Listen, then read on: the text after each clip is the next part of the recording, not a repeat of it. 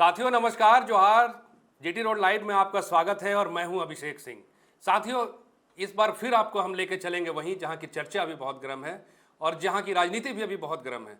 साथियों, बात घाटशिला उपचुनाव की ही कर रहा हूं आज फिर से। आप फ्रेम में देख रहे हैं, हमारे साथ हमारे पॉलिटिकल एडिटर शैलेंद्र सिन्हा जी हैं। घाटशिला उपचुनाव और दो उम्मीदवार, समय दर समय हम इस बारे में चर्चा भी करते रहे हैं और जैसे जैसे सारी तस्वीरें साफ होती गई आपके समक्ष रखते भी गए हैं। अब बात करते हैं दोनों फोल्डर की। हालांकि भाजपा ने सामाजिक समीकरण या कहिए जातीय समीकरण को साधने में भी कोई कोर कसर नहीं छोड़ी है। एक तरफ अगर आप बात करें वहाँ 46% के आसपास आबादी है आदिवासियों की, वहीं दूसरी तरफ लगभग 45% जो आबादी है वो ओबीसी समुदाय की है। भाजपा ने इस पर अपना दांव खेला है और साथ ही साथ आप देखेंगे कि जहाँ कुर्मी वोटरों को साधने के लिए भाजपा या कहिए एनडीए फोल्डर से आपको जदयू के खीरू महतो दिखेंगे, वहीं दूसरी तरफ आशु सुप्रीमो सुदेश महतो भी इन वोटरों को साधने की तैयारी में है। वहीं दूसरी तरफ जो वैसे समुदाय से आते हैं उनके लिए भाजपा ने एक मास्टर कार्ड खेला है, वो है आदित्य साहू, जो कमोबेश इस कोशिश में तो ज़रूर हैं कि किसी न किसी तरीके से वैसे वोट जो हैं ओबीसी समुदाय के वो भी भाजपा में हो। मतलब भाजपा से जो ओबीसी वोटर हैं उनका बिखराव नहीं होना चाहिए। ये एक समीकरण साधने की कोशिश भाजपा कर रही है या कहिए एनडीए फोल्डर कर रही है। आगे इन मुद्दों पर चर्चा करने के लिए हम चलते हैं हमारे पॉलिटिकल एडिटर शैलेंद्र सिन्हा जी के पास। शैलेंद्र जी, इस बार के चुनाव में क्या वोट प्रतिशत होगा और किस तरह से मतदाताओं में बिखराव हो नहीं हो, इसको लेकर के ये दोनों फोल्डर और साथ ही साथ एक त्रिकोण जो बन रहा है उस पर भी हम आगे चर्चा करेंगे। आपको क्या लग रहा है शैलेंद्र जी? देखिए, इस बार का जो चुनाव है अभिषेक जी, वो चेहरों का चुनाव ज्यादा नजर आ रहा है, क्योंकि जिस तरीके से एक ही दिन दोनों उम्मीदवारों ने, खासकर जो प्रमुख उम्मीदवार है बाबूलाल सोरेन हो चाहे सोमेश सोरेन हो, दोनों ने एक ही दिन नामांकन दाखिल किया और नामांकन दाखिल करने के बाद दोनों ने वहां पे अपनी सभाएं भी आयोजित की, जिसमें तमाम दिग्गज मौजूद थे। कांग्रेस या फिर एनडीए फोल्डर से कह लीजिए चाहे इंडिया फोल्डर से कह लीजिए, तो जिस तरीके से सोमेश सोरेन की आप कह सकते हैं जो लोगों के बीच में अपीयरेंस हुआ है मुख्यमंत्री हेमंत सोरेन की मौजूदगी में, और जिस तरह से उन्होंने अपने पिता को याद किया, कई बार वो भावुक भी नजर आए और पूरा गठबंधन एकजुट वहां पे दिखा मंच पे। मुख्यमंत्री मौजूद थे, कांग्रेस के बड़े लीडर मौजूद थे, जिसका प्रदेश अध्यक्ष मौजूद थे, माकपा भाकपा तमाम वो दल, राजद के हो सकता है कोई चेहरा मौजूद हो जो मुझे शायद मंच पे नहीं दिखा, लेकिन मौजूदगी तो जरूर होगी उनकी भी। इसके अलावा जिस तरीके से सोमेश सोरेन ने अपने पिता को याद किया और दिशोम गुरु शिबू सोरेन जी को भी याद किया, उनकी बड़ी तस्वीरें वहाँ पे लगी हुई थी दोनों ही नेताओं की, तो निश्चित रूप से ये इस बार का जो चुनाव है ना, वो जातिगत समीकरणों के आधार पर भले ही आप उसको जोड़ के देख लीजिए, आप एक दूसरे को जोड़ने की कवायद और अपने फोल्डर में बचाए रखने की कवायद रखिए, लेकिन इसका एक दूसरा बड़ा मकसद जो है वो सहानुभूति वोटों के को लेकर के ही है, क्योंकि दावा उसी के जरिए हो रहा है। और सोमेश सोरेन ने यहाँ तक कह दिया, जो अपने पिता की आखिरी जो उनकी इच्छा थी, जो घाटशिला को वो एजुकेशन हब बनाना चाहते थे, उनकी कोशिश उसी आखिरी इच्छा को पूरा करने की होगी। यानी आप अपने संबोधनों के जरिए, अपने मैसेजिंग के जरिए भी आप ये कह रहे हैं जो हमारे लिए मुद्दा यदि कुछ है तो मेरे अपने पिता की मतलब कि उनके सपनों को या उनकी चीज़ों को बरकरार रखने की है।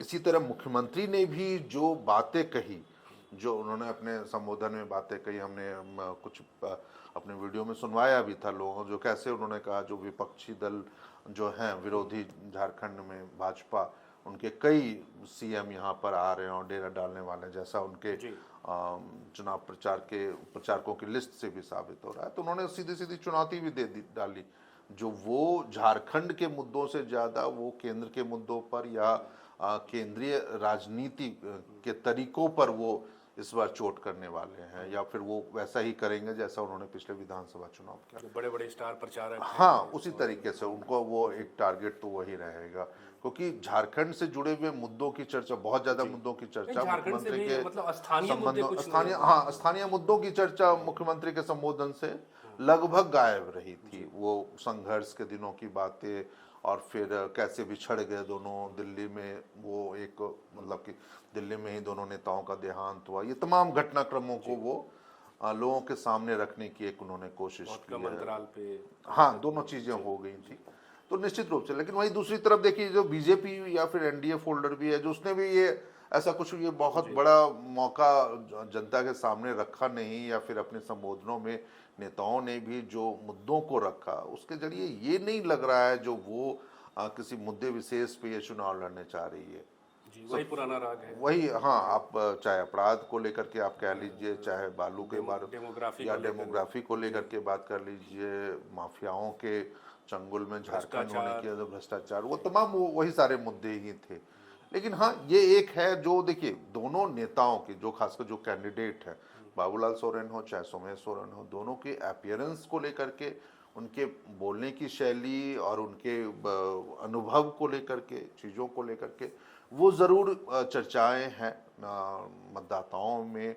और मुझे लग रहा है जो शायद उस पे ही ज़्यादा इस बार बातें भी होंगी, उसी पे चर्चा भी होगी, दोनों दलों के राजनीतिक भविष्य को लेकर के। ये तो ठीक है सुरेंद्र जी, ये बात चर्चा आपकी हो सकती है। सही है कि सहानुभूति है और मुद्दे गायब हैं।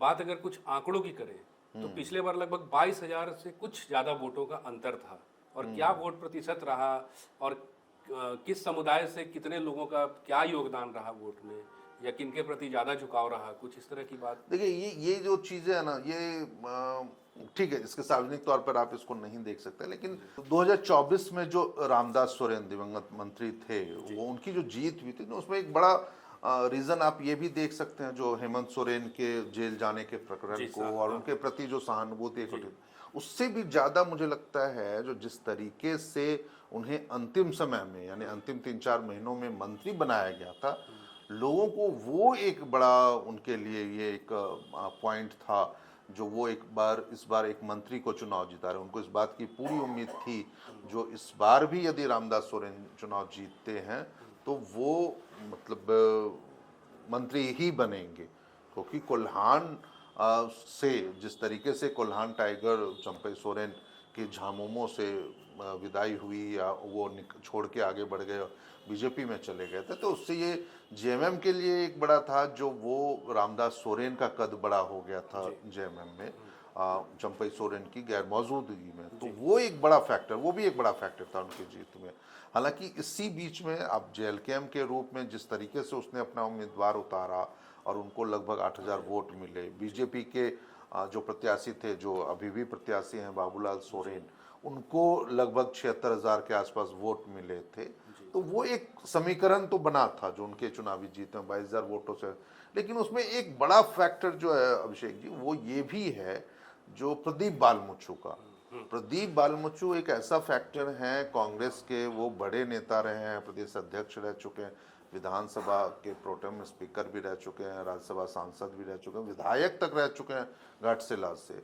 उनका फैक्टर इसलिए बड़ा था क्योंकि वो उन्होंने पूरे चुनाव के दौरान रामदास सोरेन के साथ मिलके न सिर्फ चुनावी रणनीति बनाई, बल्कि उनके साथ साथ चुनाव प्रचार भी किया।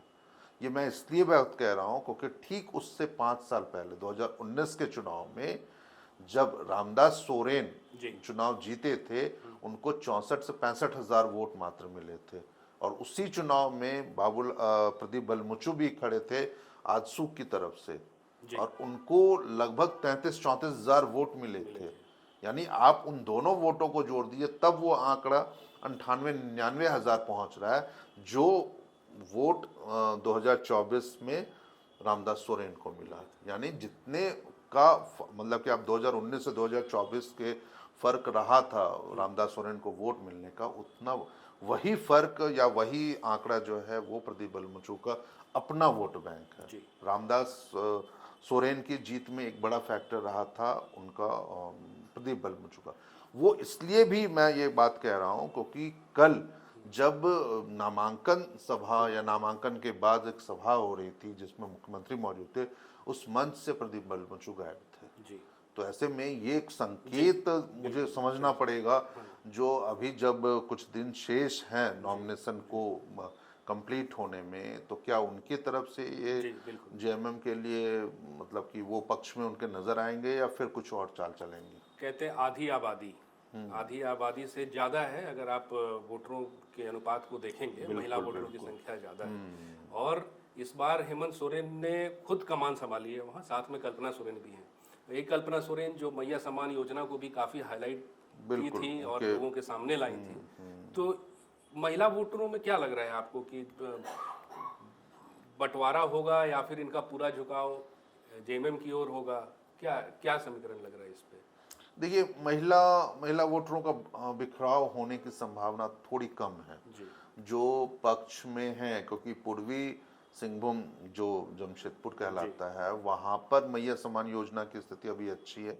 वहाँ पर आप अक्टूबर की बात कह रहे हैं, तो मुझे जो जानकारी है वो सितंबर तक उनको पैसा मैया सम्मान योजना का वहाँ मिल चुका है। तो वो एक बड़ा मुद्दा वहाँ पे नहीं था, और खासकर ये स्थिति को आप तब भी समझ सकते हैं जब सरकार को भी ये पता था जो वहाँ पे अगले कुछ महीनों में उपचुनाव होने वाले हैं, तो कम से कम इन मुद्दों के आधार पर वो पिछड़ना नहीं चाहती थी।